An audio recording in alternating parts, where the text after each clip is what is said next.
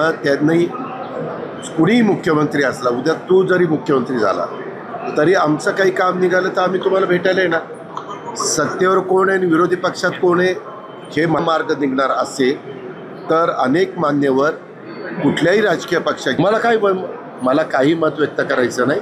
प्रत्येकाला संविधानाने आपली आपली मतं मांडण्याचा अधिकार दिलेला आहे आणि काही गोष्टींना आम्हाला उत्तर पण द्यायचं नाही। No comments. 12 एकर जमीन कुणाचीच गेलेली नाही आहे, उगीच थापा मारायच्या नाही। ज्यांची कोणाचा अनादर करत नाही, सगळ्यांचा मान सन्मान ठेवूनच तो जर एखादा रस्ता